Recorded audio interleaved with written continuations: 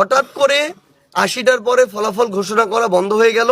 এরপরে ১৫৫টা সেন্টারের একসাথে ফলাফল ঘোষণা করা হইতেছে। ওই ফলাফলে যিনি ধানের শীষের প্রার্থী তাকে বিজয়ী ঘোষণা করা হইল।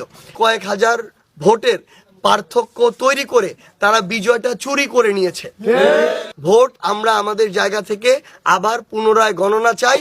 এক আসনে আমরা যখন দেখলাম যে প্রায় ৮০টা সেন্টারের ভোট ফলাফল ঘোষণা করা হয়েছে, তখনও শাপলাকলি প্রায় ৭-৮ হাজার ভোটে এগিয়ে ছিল। কিন্তু এই ৮০ থেকে ১৫৫ এরপরে আমরা আর কোনো ভোট সেন্টারে ভোট ডিক্লেয়ার হইতে দেখলাম না।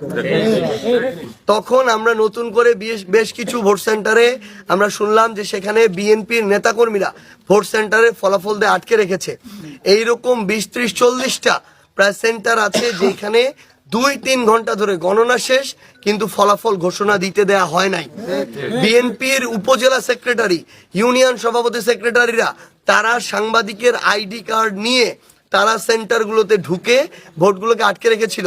আমাদের ডিসি সাহেব যিনি রিটার্নিং অফিসার ছিল তিনি এই বিএনপির নেতাদেরকে সাংবাদিকতার কার্ড দিয়েছেন।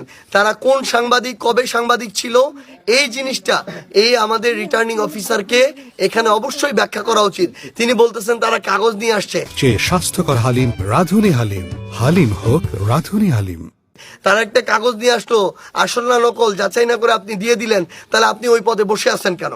আপনি যদি আপনার এজেন্সি দিয়ে এটুকু চেক না করাইতে পারেন, আপনার মাঠ পর্যায়ের যারা কর্মকর্তা কর্মচারী আছে তাদেরকে চেক না করাইতে পারেন যে একটা উপজেলা বিএনপির সেক্রেটারি, একটা পৌর বিএনপির সভাপতি সেক্রেটারি তারা আসলেই কোনো সাংবাদিক কিনা, নাকি ওই দিনটা ক্ষমতার অপব্যবহার করার জন্য তারা এটা ব্যবহার করতেছে, এই জিনিসটা তাদের জানা থাকা দরকার ছিল।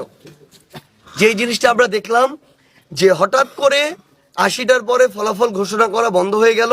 এরপরে ১৫৫টা সেন্টারের একসাথে ফলাফল ঘোষণা করা হইতেছে। ওই ফলাফলে যিনি ধানের শীষের প্রার্থী তাকে বিজয়ী ঘোষণা করা হইল। আমরা আমাদের জায়গা থেকে যখন নেতাকর্মীদের সাথে এখন কথা বললাম, পোলিং এজেন্টদের সাথে কথা বললাম, ১৫৫টা সেন্টারের যারা তারা সবাই এসেছে, তাদের কথা হলো তাদেরকে অনেক ভোট কেন্দ্রে ভোট গণনার সময় ধমক দিয়ে চুপ করে বসিয়ে রাখা হয়েছে। এমন অনেকে আছে যাদেরকে গালিগালাজ করে মৃত্যু হুমকি দেওয়া হয়েছে, যাদেরকে বলা হয়েছে আজকে নির্বাচনের পরে কালকে থেকে তুই কেমনে বাড়িতে থাকবি আমরা দেখে নিব।